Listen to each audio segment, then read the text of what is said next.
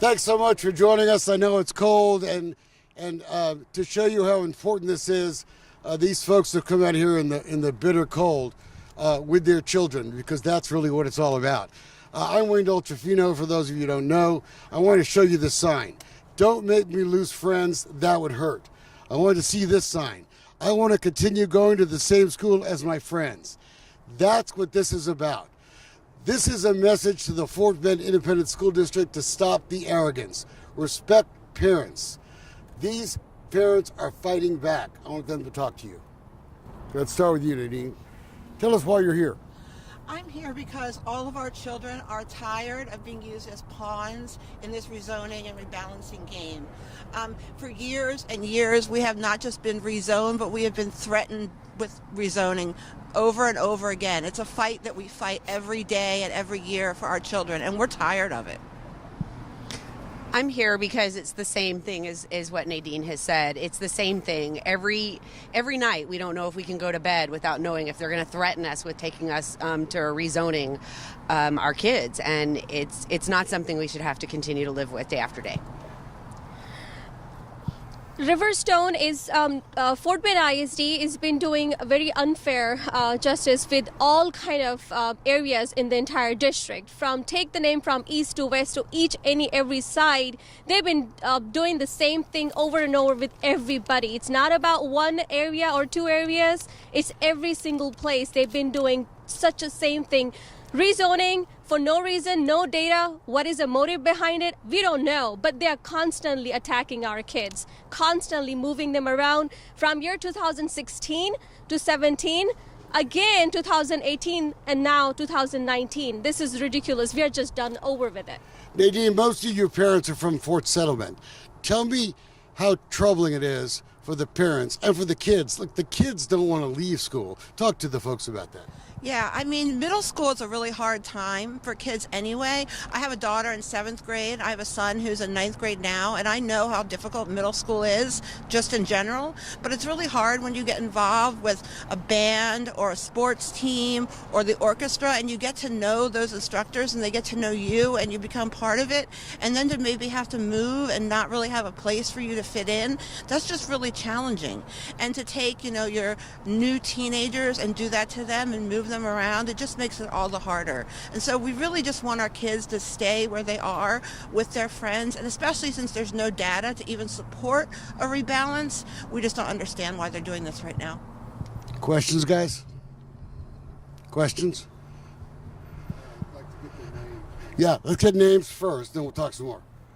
My name is Nadine Skinner, Nadine Skinner. Kim McMorries, KYM McMorries. My name is Durvaksha Memon. I go by D. Dee. Last name is Memon, Memon. Thank you. I know it's a sensitive subject, but there was a suicide last year at Fort Settlement. And a lot of people here are still suffering over that. And it's adding to the concerns about the stress this is putting on the kids. I think one of the biggest complaints is that in November, these folks were told this was being delayed. And then suddenly in February, without any notice, they start taking action. And they start telling the elementary school kids they can't go to the school they thought they were going to go to. And they're just betraying these people and lying to them. This is not about the school district. It's not about the bureaucrats. It's about the parents and the kids. There's got to be respect shown when this happens. And that's not happening here. I want to talk to you about the trauma, though, that's gone on in the neighborhood. A lot. Even my son is a 4th grader right now, a 5th grader and a 2nd grader. My 4th grader had the largest impact of the 6th grader when he passed away. Whatever reason it was, district is already dealing with a lot of mental issues that kids are coming up with this. Now is a STAR test around the corner, and they just pulled up this information again that they're going to rezone our kids. Those kids are already a lot stressed out that STAR test is around the corner, and again, now they have to rezone. So where is there going to be course selection? Is the course going to be the same in the same school? Everything is aside, but the school that they're going to be moving, they're not equipped. They're already overcrowded. They're already using the temporary places. So what is going to happen to those kids?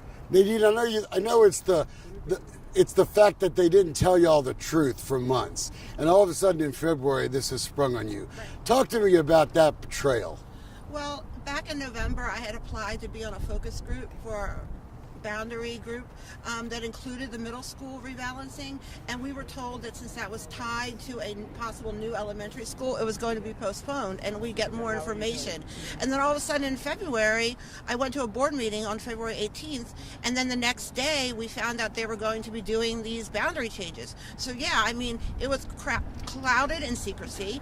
Nobody knew anything, and it just makes you really distrust your board members, your administration, and you really don't know what's going on. And it seems like they don't have the best interests of our kids and families at heart. And that's a big problem for all of us throughout the district. Any other questions, guys? Everybody okay? I do have a comment. Okay, go ahead. Yeah. So What's your name, dear? I'm Allison Drew. Hi, Allison. Hi. Go ahead. So I recently had a Fort Settlement father tell me that his son asked him, his sixth grader asked him, well, Dad, with all this going on, should I make friends? That hurt my heart. Our kids are the ones that are suffering with this decision. It is stressful for them. Middle school is a stressful time for all kids. I have two seventh graders myself, and they are wondering what's going to happen with them. I also had a First Colony mother say to me, well, her daughter is wondering, is she going to maintain her position in band? Is she going to be in honors band again? She worked really hard this year. Is she going to have to recompete? It's the end of the year. Rebalancing kids means rebalancing teachers. It means rebalancing resources. And anything done swiftly is not done well. So I think that we should postpone this. I think that our board should not act unilaterally and make decisions without community input, because ultimately the people that are stressed the most by it are our children. Well said. Well said. Anybody else? Wade, what's your involvement with this group? So I was, my firm, Dolcevino Consulting, was hired by a number of the parents who wanted help in, first of all, exposing what the district has done. My firm has filed requests over the last 2 days for all phone communications and email communications, especially during this last 3 months. Because in November, these people were told, we're delaying this. Don't worry about it. People go about their business, they have holidays, and then it's sprung on them. And now the superintendent says, we don't have time for a lot of input. That's not the way this works. These are the people that pay the taxes. These are the parents and the kids. So my firm, as it has in many other occasions, we were asked to help. We think these people have a righteous complaint, and we're going to help them. And we're going to fight the school district for the release of records, proving what they did while they kept them in the dark. Okay? What's your response to parents saying that you are representing certain subdivisions? Well, look, Of this- the subdivision doesn't matter to me. The way my firm works, people come to me about public issues. They come to me about injustice and fraud. Having lived in Katy for a long time, I know what happened with rezoning there. Having lived in Greatwood, I know what happens with rezoning there. These decisions are often made without the input of the people who matter. At the end of the day, I want transparency. I'm not fighting necessarily to say, keep kids here, there, put them here, put them where. This has to be done the right way. If Fort Bend is so disorganized that they can't do this the right way, then they should postpone this stuff. But in this case, there's no evidence the school's really overcrowded, right? So then you say, okay, if it's not really overcrowded, what are we doing this for? Look, I view this as a trauma thing. This is a very difficult time for kids. When you move kids in the middle of the school year, some of these kids have been moved twice in 3 years. That's not the way it's supposed to work. These kids develop friendships, right? They get in band, they get in drama, they get in whatever. They make friends. This is really tough. And all I'm saying is the school district can't be arrogant. We see it all over the Houston area. These school districts forget who really is important here. It's not these guys in this building. They work for them, right? They work for them. So that's why I'm in this fight. I fight these public battles because these people have a right to be treated with respect.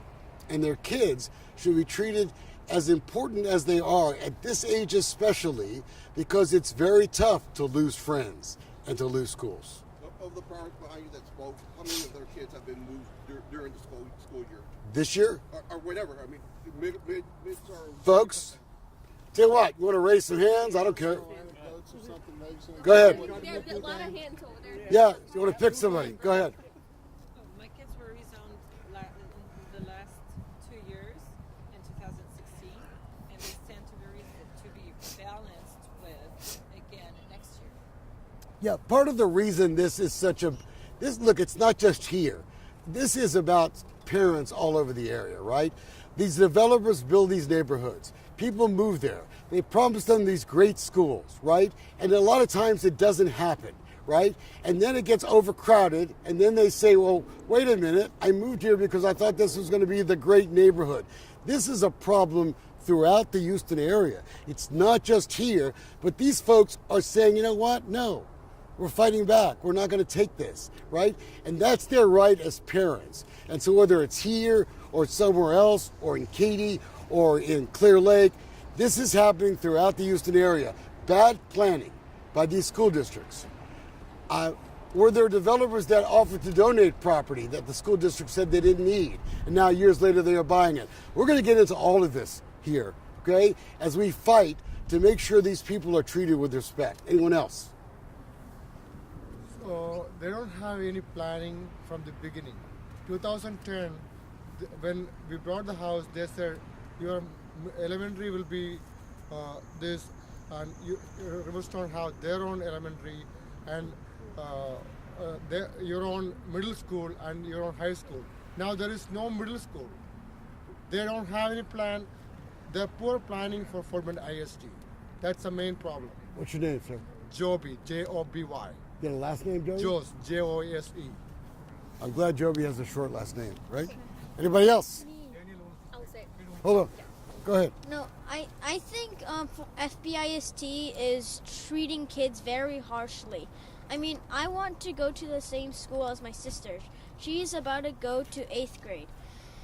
And so I really want to go to the school. I mean, back in 2013, everything was fine. Like, nothing was wrong with them. But now, they just suddenly want us to rezone to, like, the school I don't want to go to. What's your name, son? Daniel. What's your last name, Daniel? B-I-A-N. B-I-A-N. Yes. Thank you, Daniel. Okay, guys, anything else? Thank you. Her name again. Sure. Allison Drew. Spell both names. Say that once again. Allison, Allison, Drew, Drew. Okay, I think we have one more comment. Go ahead. Yeah, Go ahead, sir. Come on over here. Yeah, one comment. Thank you for coming out. Sure. One argument that you'll hear against, I think, what a lot of us are here trying to talk about today, is that you'll hear people say do something versus do nothing, and that's district-wide. But when you actually look at that and you say do something versus do nothing, the something is really based on data that's not factual, perceptions that people have. You start questioning people's ethics and motivations behind what's going on, and it raises questions as to really what's driving it, which is really what we're wanting the answers for. Got it. So do something versus do nothing isn't the answer. Prioritize what you're going to do. Don't pick out two schools just because there's some motivation that there's no transparency on. That's what the argument's about. So if you want to do something district-wide and balanced, do it, but prioritize it in the right way. Don't just go pick two random schools with data that's unfounded. What's your name, sir? Ken Delling. How you spell your last name? Ken? D as in David, E-L-L-I-N-G. Okay, it's cold. Anybody else? Thanks, guys.